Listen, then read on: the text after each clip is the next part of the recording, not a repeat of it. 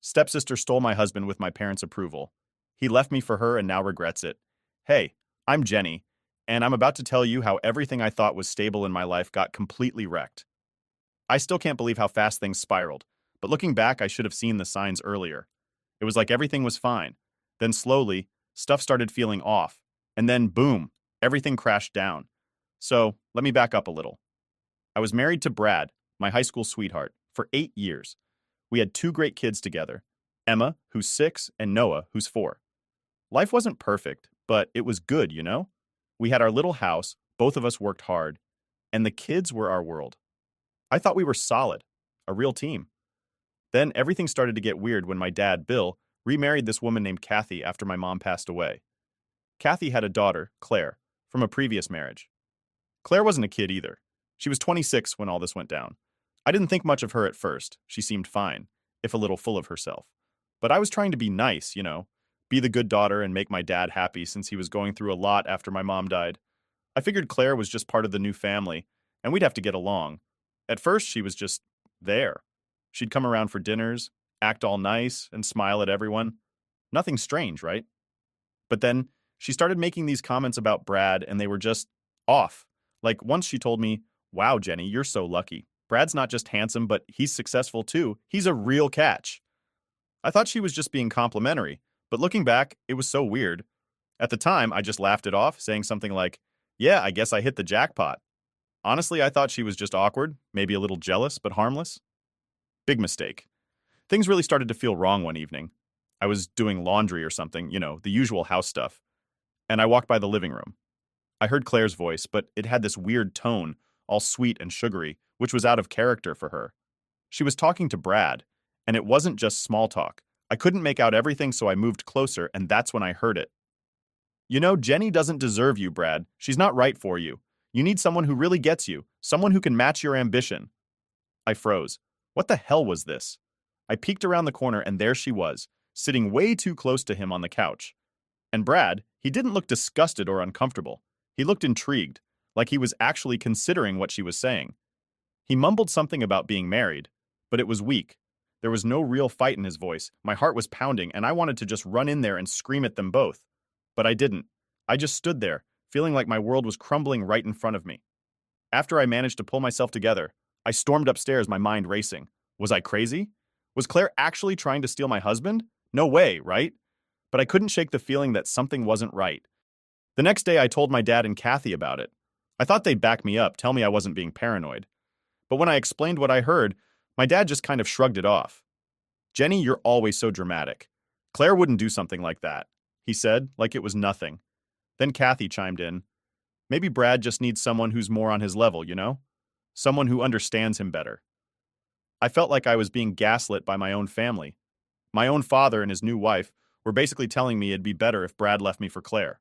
It was like a slap in the face. I couldn't believe what I was hearing. From that point on, everything started falling apart fast. Brad and I started fighting all the time. We'd argue about stupid things like why he was always working late or why he wasn't spending time with the kids. But really, it was all about Claire.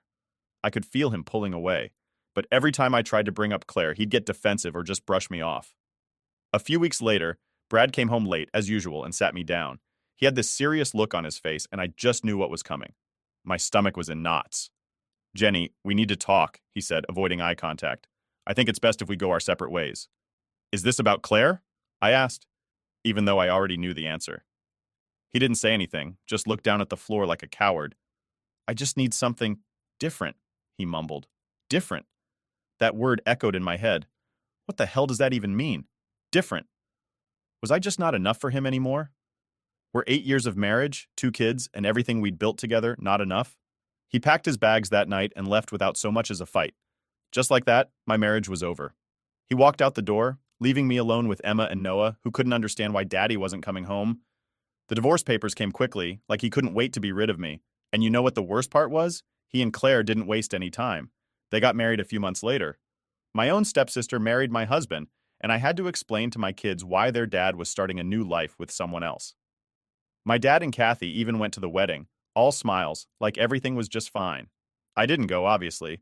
Instead, I stayed home with my kids, trying to figure out how to pick up the pieces. It was like living in some messed up nightmare that I couldn't wake up from. I remember sitting on the floor of my bedroom that night, feeling so angry, so betrayed. How could Brad do this to me?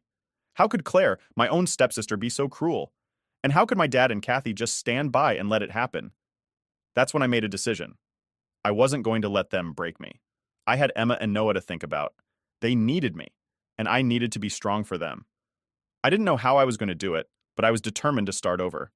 I wasn't going to let Brad and Claire win. They could have each other. I had more important things to focus on, like my kids and figuring out how to rebuild my life. And that's where my journey really began. So after Brad left, I was completely lost.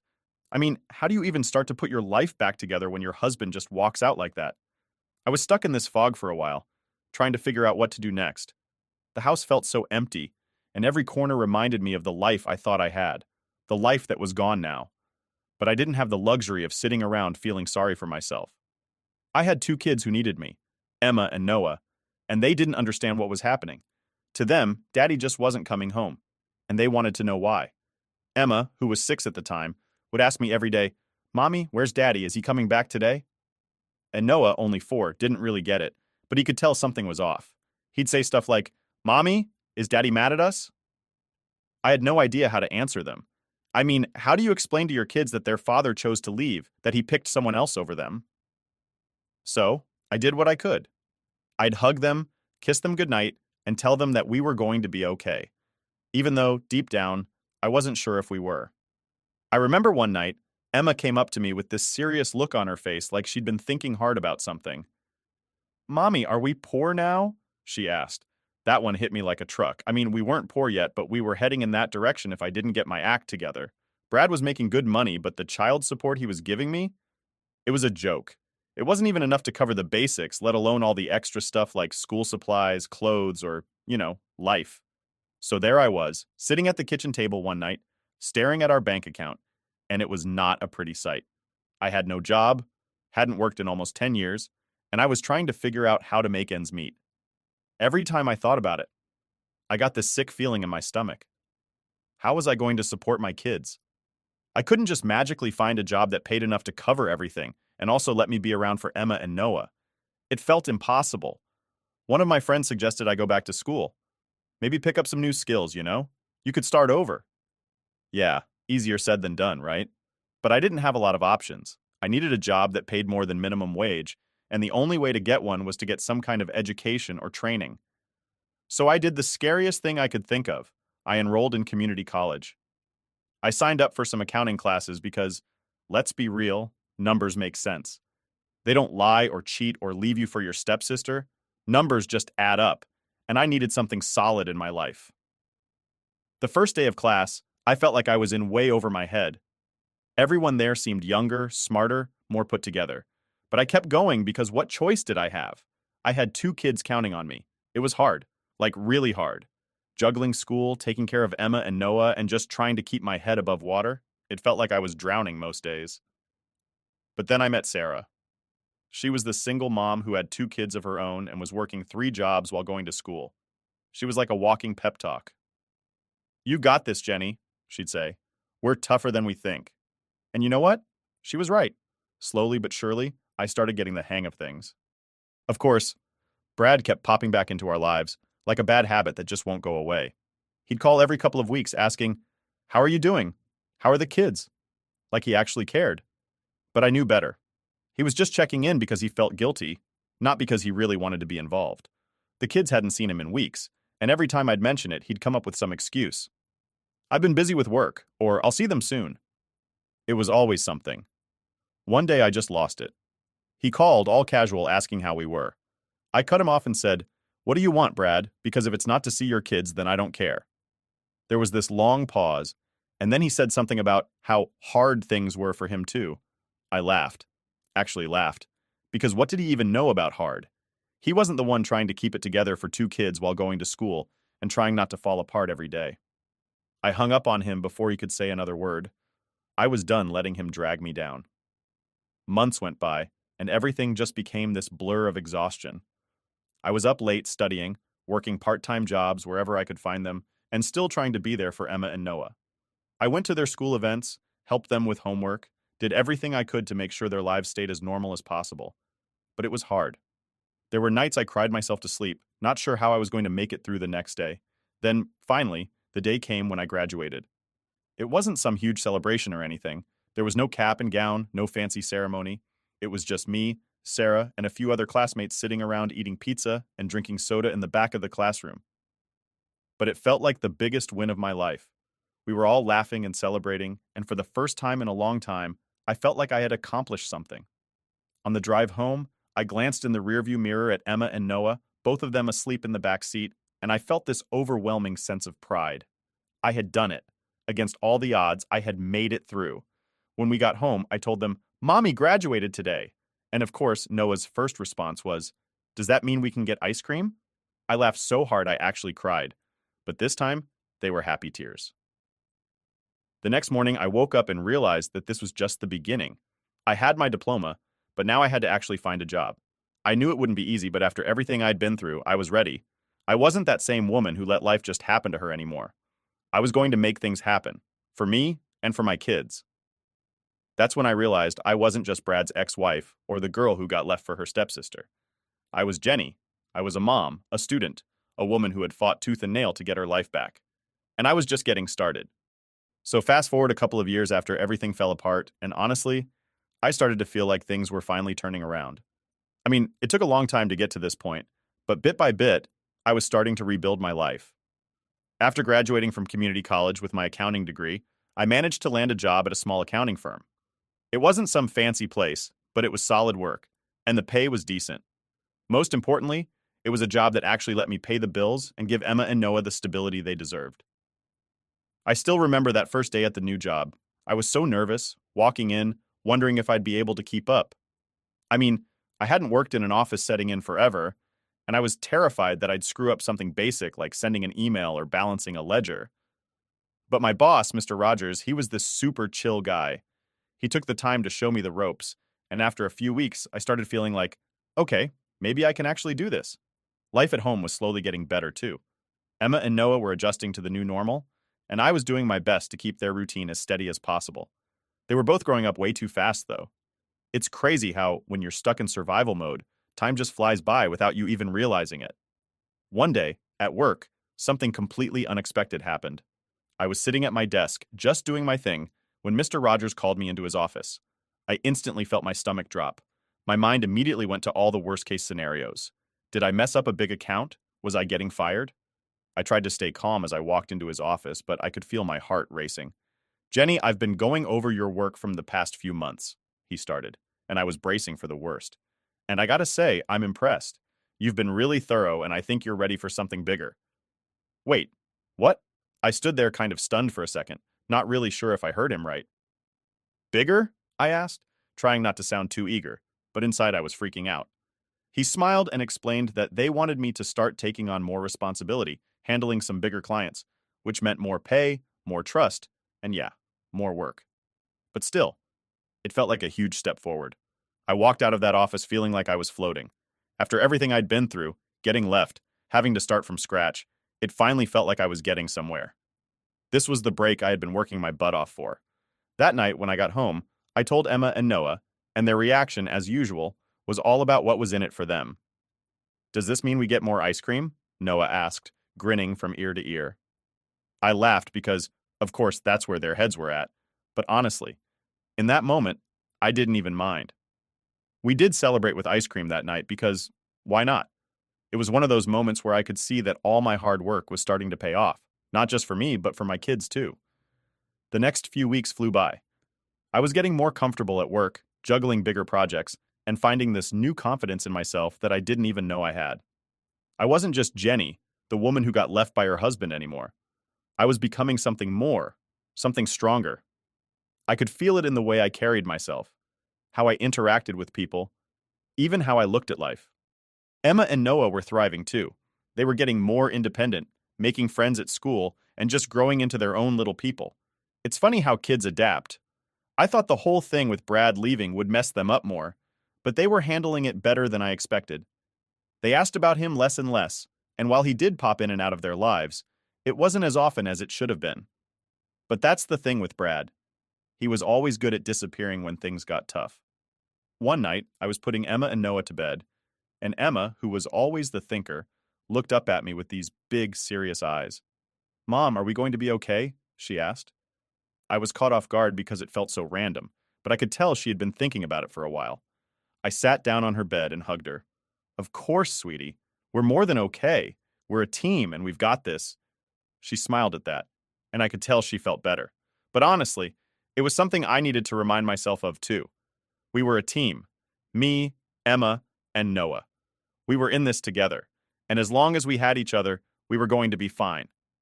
One thing I didn't expect, though, was how much I'd actually start to enjoy my job. I mean, yeah, accounting isn't exactly thrilling, but it's funny how finding stability can feel like a thrill when you've been through chaos. Every day I went into work, I felt like I was doing something that mattered, not just for the company, but for me and my kids. Then one afternoon, Mr. Rogers called me into his office again.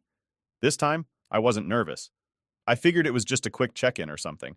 But instead, he offered me a bigger raise and an even more significant role at the firm. It was like everything was finally lining up. I thanked him, of course, trying not to show how excited I was, but inside, I was doing a little happy dance. I got home that night, and I couldn't wait to tell Emma and Noah the good news. They were sitting at the kitchen table, working on homework. I sat down with them and said, "Guess what, guys? Mom's got some exciting news." They both looked up, waiting for me to tell them. "Did you get a new job?" Emma asked. "No, but I did get a promotion, which means things are about to get even better for us." They both looked confused, and then Noah, always thinking about the important stuff, said, "So do we get more ice cream?" I couldn't help but laugh. These kids, I swear. Life was settling into this rhythm that I hadn't felt in years. Work, kids, homework, the occasional night out with Sarah and a few other friends.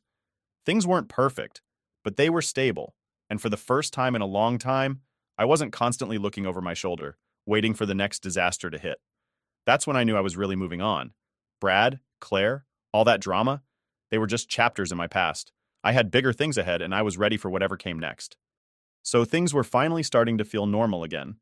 Work was going well, the kids were happy, and I had this sense that we were moving forward. I wasn't thinking about Brad or Claire much anymore. Honestly, they were like this annoying shadow that had faded over time. But of course, life has a way of throwing unexpected crap your way, and just when I thought things were finally good, Brad came crawling back. It was a regular weeknight. I had just put Emma and Noah to bed after reading them their favorite stories. Emma loved anything about animals, and Noah was into superheroes. I was finally sitting down, trying to enjoy a moment of quiet, when my phone buzzed. I glanced at the screen, and there it was. Brad's name. My first instinct was to ignore it. We hadn't spoken in weeks, maybe even months, other than a few brief texts about the kids. So, I figured this was just another check-in call where he pretended to care about what was going on, only to disappear again for weeks afterward. But something made me pick up the phone, and as soon as I heard his voice, I knew something was off. "Hey, Jenny, I've been thinking a lot about things," he started, sounding all serious and hesitant. I just sighed. Here we go again.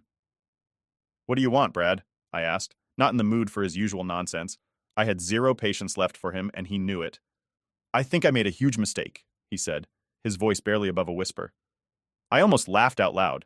This was the guy who walked out on me and our kids to marry my stepsister. Now he's having second thoughts? "You think?" I said, trying to keep the sarcasm out of my voice, but failing. "I don't expect you to forgive me or anything, but things with Claire, they're not working out. I'm really struggling here," he continued, and I could hear the desperation in his voice. It was pathetic, honestly. I let him ramble on for a few more minutes about how miserable his life had become, how he thought Claire was different, and how he missed the stability of our family. It was like listening to someone talk about a bad investment, not a marriage. He kept trying to drop hints that maybe we could talk or work things out, but I knew where this was going and I was done with it. "Brad, that's not my problem anymore," I finally said, cutting him off. "You made your choice. You picked Claire and you left us behind. Now you're unhappy and you want what? For me to feel sorry for you?" There was a long silence on the other end of the line, and for a second, I thought he'd hung up. But then he spoke again, quieter this time, like he was trying to be all vulnerable. "Can we at least meet and talk? I just need someone to talk to." I took a deep breath, thinking about Emma and Noah, asleep upstairs. I thought about how hard it had been for them, adjusting to Brad's absence and all the changes that came with it. They deserved better than a dad who drifted in and out of their lives when it suited him. And I deserve better than to be dragged back into Brad's mess just because he couldn't figure out his own life. No, Brad, I said firmly. There's nothing left to say. You're not my responsibility anymore. I hung up before he could say anything else, and for the first time in a long time, I felt this sense of closure, like I'd finally slammed the door shut on that part of my life. Brad was no longer this anchor dragging me down. He was just gone. The next morning, life went on as usual. I made breakfast for Emma and Noah, got them ready for school, and headed to work. But in the back of my mind, I kept thinking about that phone call. It wasn't that I felt bad for Brad, far from it, but it was a reminder of how far I'd come. A few years ago, that call would have wrecked me. I would have spent days, maybe even weeks, agonizing over what he said, wondering if I should have given him another chance. But now, it was like a blip on my radar. I had moved on, and nothing Brad said could change that. A few days later, I was picking up the kids from school when Emma, who was always so observant, asked me something that caught me off guard. "Mom, why don't we see Dad as much anymore?" she asked, looking at me with those big, serious eyes of hers. Noah, sitting in the back seat, stayed quiet, but I could tell he was listening. I wasn't sure how to answer it first. I mean, how do you explain to your kids that their dad is unreliable without totally trashing him? I didn't want to lie, but I didn't want to hurt them either. "Sometimes people make choices that aren't fair," I said carefully. "Your dad loves you both, but he's trying to figure things out right now." Emma didn't say anything for a while, and I was worried she was upset, but then she just nodded. "Okay," she said quietly, and that was the end of the conversation. She didn't push for more, and I didn't offer any more explanations. I think part of her understood, even at 6 years old, that her dad wasn't the person she wanted him to be. That night, after the kids were in bed, I sat on the couch and thought about everything that had happened. The divorce, Brad marrying Claire, him calling to say he'd made a mistake. It was all so surreal. If you had told me a few years ago that I'd be here, on the other side of all that mess, I don't think I would have believed you. But here I was, and I was stronger than I ever thought I could be. I wasn't just surviving anymore. I was actually living. My job was going well, the kids were happy, and I had finally let go of the anger and bitterness that had weighed me down for so long. Brad's mess was his problem, not mine, and I wasn't going to let him or anyone else drag me back into it. As I sat there, I felt this sense of peace wash over me. For the first time in years, I wasn't waiting for the next disaster to hit. I wasn't looking over my shoulder, worried that my life was going to fall apart again. I had built something solid, something that no one could take away from me. And that's when I realized I didn't need Brad. I never did. So, after everything with Brad and his miserable attempt to come crawling back, life finally felt like it had some stability. I wasn't thinking about him anymore, and honestly, I felt like I'd found my rhythm again. Work was good, the kids were doing well in school, and for the first time in a long time, I was actually excited about the future.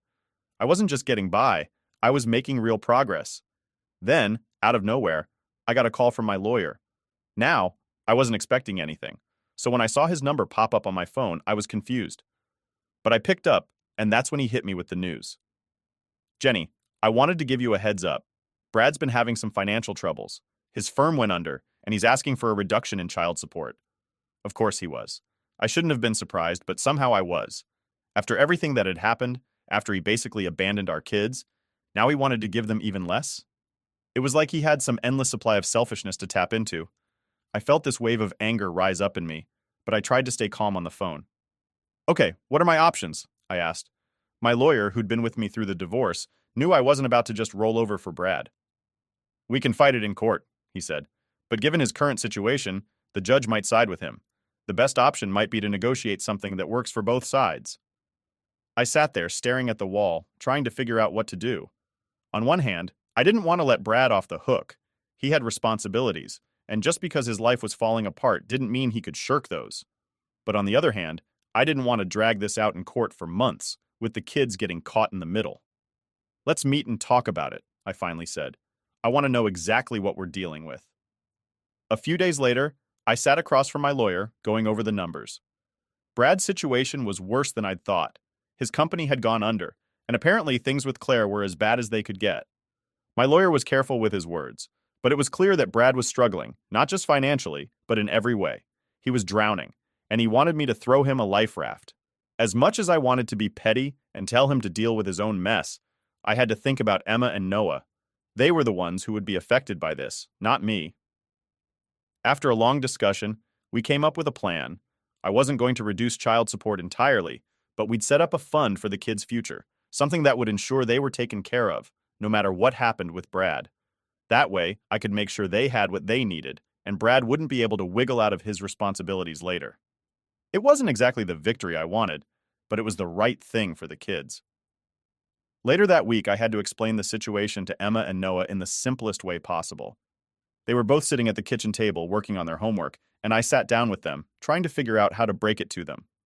So, your dad's been having some money troubles, I started, and Emma immediately looked up with that serious expression she always had when she was trying to understand grown-up problems. But it's nothing you need to worry about. We've set up a plan to make sure you guys are always taken care of. Noah, who was more interested in the drawing he was doing, didn't even seem to be listening. But Emma, she was thinking. Does that mean we're not going to see Dad as much? She asked quietly. I hadn't even thought about that. Brad had been in and out of their lives so randomly, and now with his financial issues, who knew how often he'd even bother to show up? But I didn't want them to feel like they were losing anything. You'll see your dad when he's able to visit, but I'll always be here, okay? We're going to be just fine. She nodded like she understood, and then went back to her homework. I watched them both, feeling this mix of pride and sadness. They deserved better than the mess Brad had made of everything, but at least they had me. I was doing everything I could to make sure their lives were steady and secure, and that was what mattered. A few weeks later, on a random Saturday morning, I was in the kitchen making pancakes. It had become our little tradition, pancakes every Saturday morning, no matter what. The smell of them always filled the house, and the kids would run into the kitchen like clockwork, ready to eat. That morning was no different. Emma and Noah came bounding in, their faces lit up with excitement. "Mom, guess what?" Emma shouted as she ran in. "We won our soccer match, and I scored the winning goal." Noah, not wanting to be left out, added, "And I kicked the ball really hard, almost hit the other team." He was grinning from ear to ear, clearly proud of himself. I smiled as I flipped another pancake. "That's amazing, guys. I'm so proud of both of you. Let's celebrate with some extra syrup today." As we sat down to eat, the sun streamed through the kitchen window, casting this warm glow over the table. I looked at Emma and Noah, listening to them chatter about their soccer game, and I realized something. This moment right here, was what it was all about. It wasn't the big wins or the dramatic victories that mattered. It was these little, quiet moments. Sitting with my kids, knowing that no matter what had happened, we were okay. We had made it through the worst of it, and we were still standing. "Mom," Emma said suddenly, pulling me out of my thoughts. "Are pancakes strong?" She was looking at the pancake on her plate like it was going to give her some kind of answer. I laughed. "Well, maybe not strong like a superhero, but they're strong enough to hold a lot of syrup, right?" Noah giggled. "Pancakes are super strong." And just like that, the whole conversation turned into a debate about whether pancakes were stronger than waffles, which ended with Noah insisting that waffles had secret powers because of the little squares that could hold syrup. As they kept talking, I realized how far we had come. We had gone from a broken family, trying to figure out how to move forward, to something stronger. We were a team now, the three of us, and nothing, not Brad, not his mess, not any of the chaos from the past, was going to tear us down. I didn't need a dramatic ending to our story. This right here, this simple Saturday morning, was all the closure I needed.